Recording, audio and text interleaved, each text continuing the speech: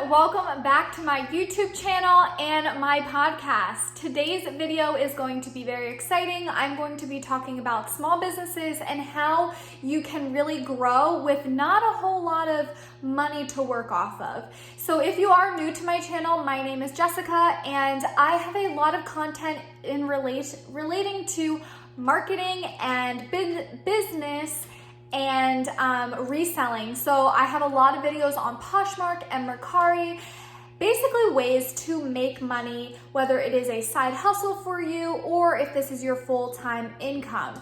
So I really talk about marketing and business and reselling. So today, like I said, is going to be all about how you can actually make money and not spend a whole lot of money doing marketing. A lot of small businesses do not have a very large marketing budget. They don't have a lot to spend on advertising and boosting social media posts. So this is going to be my way of sharing how you can organically and with not a whole lot of money up front, not a whole lot of capital, you can do marketing. I think it is very, very smart when a business person really pays attention to the marketing side, because marketing will help you grow your sales and really just create more activity with your business and help you grow. And for those people that don't pay attention to marketing, they might see, yes, they might grow, but it might take them so much longer to actually grow. So spending a little bit of time each day, if you have a business,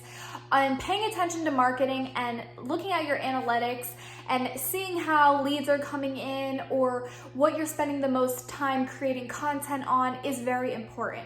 So the very first thing, and this is something that is kind of a no-brainer to me, but it might not be the same way to other people, is really taking full advantage of social media, which obviously there's a lot of ways that you can pay to be on social media, but there's also a lot of ways that you can do this organically and not pay. So for example, one thing that I've learned just from listening to other successful entrepreneurs and just other marketing tactics is having a presence on almost every social media platform or every social media platform. So the key here, though, is to providing quality content on each of these platforms. So one thing, and I'm just going to use this example throughout my entire video and podcast here, this example is going to relate to a small business that is selling fitness attire, fitness clothing, so leggings, sports bras, tank tops, or men's joggers, anything related to fitness. So this whole video is going to be relaying back to this fitness company, small business. So for example, the very first step would be to do your marketing for free is creating social media accounts. And my suggestions would be to do Instagram, to do Facebook, to do Twitter, and Snapchat, and actually TikTok. And ultimately, I would also create a YouTube channel. Now, one thing that a lot of people have a struggle with if they are just a one woman or one man show, or you might have a team of people, you might not have enough to invest in other people to help you grow your business. So one thing that people struggle with is having enough content to put on every single platform and make it actually a good quality amount of content and quantity amount of content. So one of my biggest suggestions, and this is not something that I thought of on my own, this is something that I have read about and I've listened to on podcasts, is actually sharing the same content on each of your accounts. So if you have a podcast, sharing some of those quotes that you said on your podcast in your Instagram caption.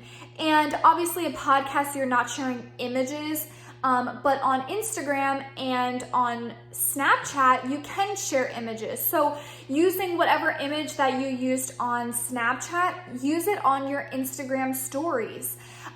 So basically my whole point is, if you don't have a lot of time to create a bunch of different like quality content for each social media platform, my suggestion would be to use the same content on each platform. It can be the same because it is your exact same company, your exact same branding, and that will help you stay relevant on all of these platforms, reach a wide variety of your target customers, and like I said, staying relevant on that platform. So if I have an Instagram post, I can use the caption in my Twitter post with the same image, and therefore I am giving out quality and quantity at the same time. So that is one of my biggest suggestions. Let's say it's like a fitness model for this fitness company and they're wearing the leggings and a sports bra that they're trying to advertise, and then having that same outfit on each of the platforms. I think that's one way to really start if you don't have a lot of people, you don't have a lot of time to put into creating all of this content. Share your content, and also when you are creating the content, make it valuable enough that you can share it. So for example, I'm just going to relate to myself.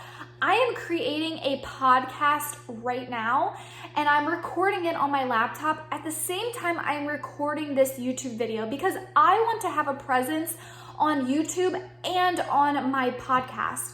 So therefore, instead of doubling up my work every day, I'm trying to make valuable content that I can put on both platforms to reach both users. So if you like YouTube, you can get my content here. If you don't like watching me and you rather hear me, then you can listen to it on the podcast. Maybe you're driving in the car, you want to listen to a podcast, you don't want to have your YouTube video up, you can do it there. So making your content valuable, and so when you are creating it, think, can I share this on whatever different platform? So always keep that in mind. That is my biggest suggestion. And the next thing relating also to social media, and this is huge. This is something that every single company should do if they are not already doing it, and that is having influencers. And this, what I'm going to share with you, yes, there's a way that you can actually pay people to make videos for you or pay people to wear your clothing or whatever. Yes, that is an option. But if you are a small business and you don't have a lot of money to spend on influencers, you can do something as simple as this.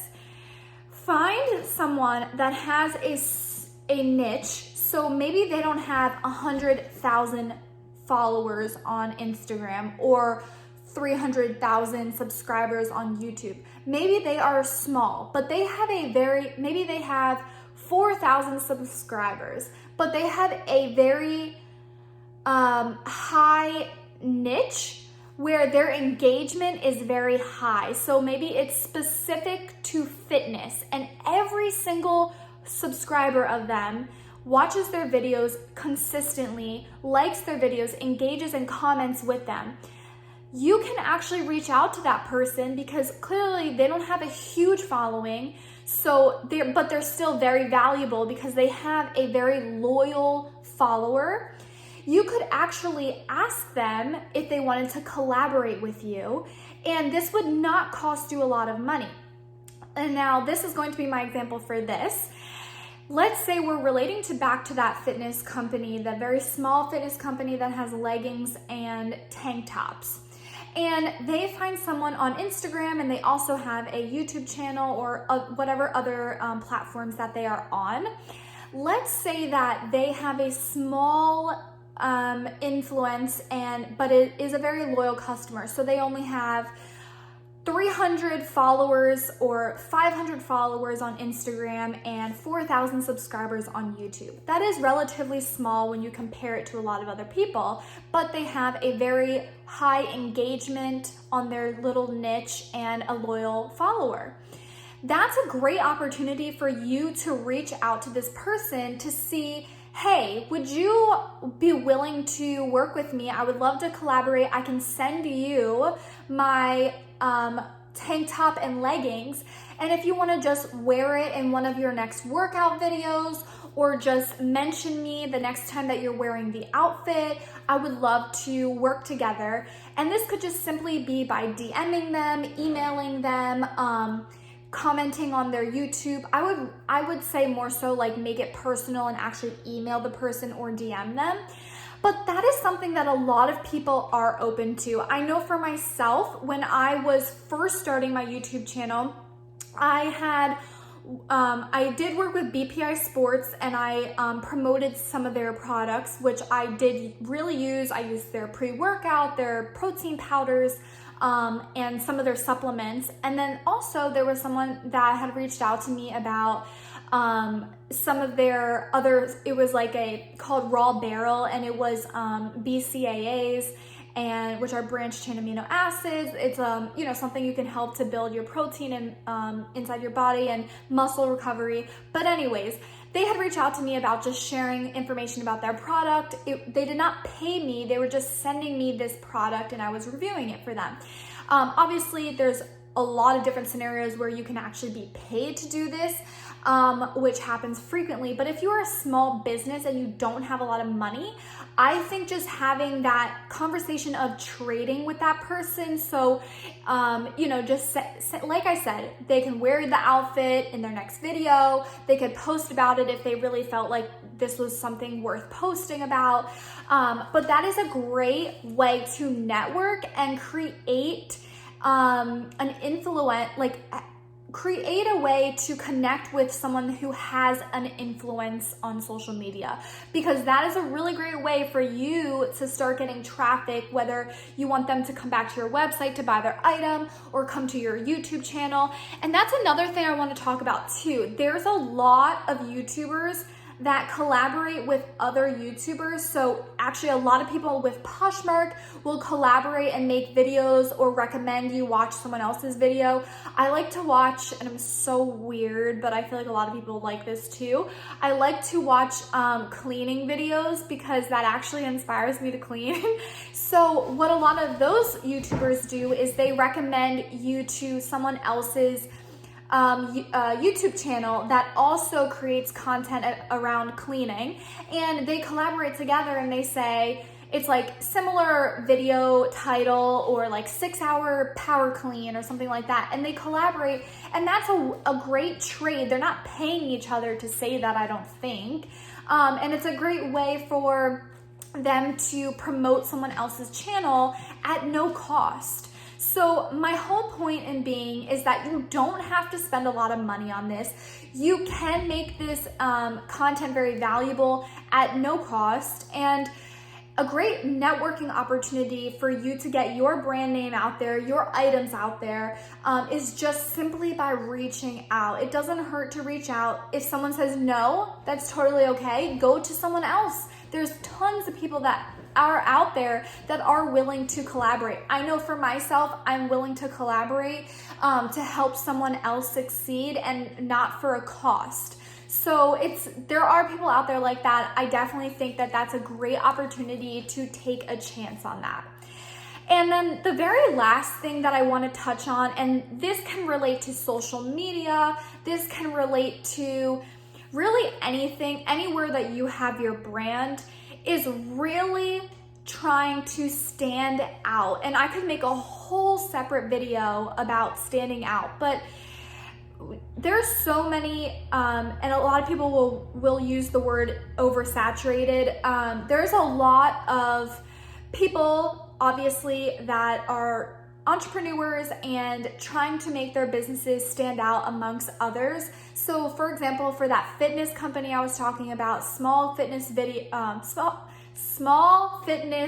company that I was talking about in the beginning of this video, that can really get hidden with all of the other fitness companies. If you look on Instagram, if you look on YouTube, and the reason why I know this is because I've been following fitness YouTubers for like 6 years. There's so many fitness YouTubers and entrepreneurs that are creating ebooks and just creating workout plans and everything, personal training, online personal training accounts.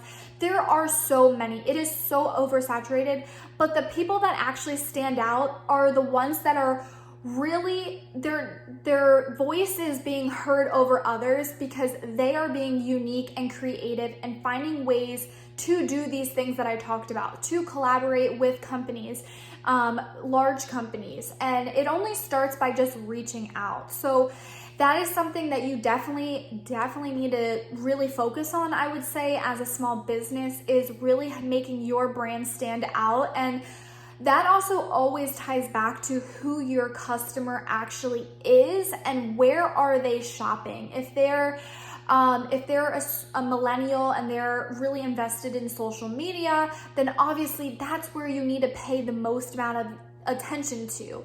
So that is definitely a huge tip of mine too, is just to really make yourself stand out with your brand amongst others, and really think while you're trying to stand out, who is your target customer and where are they spending the most amount of time that you can attract them to your brand.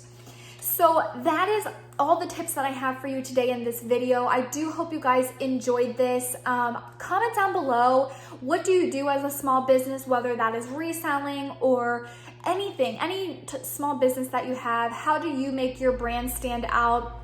And what do you do to have a low cost but a high return on your investment? I would love to comment down in the comment section below and chat with you all. Thank you so much for listening, if you listen to my podcast or watching my YouTube channel. And I will see you all in the next one. Definitely don't forget to subscribe if you are not subscribed already, so you never miss another video with me. And give this video a big thumbs up if you did learn something new or you enjoyed this content. And I'll be sure to make more in the future. Thanks guys so much for watching, and I will talk to you all in the next one. Bye.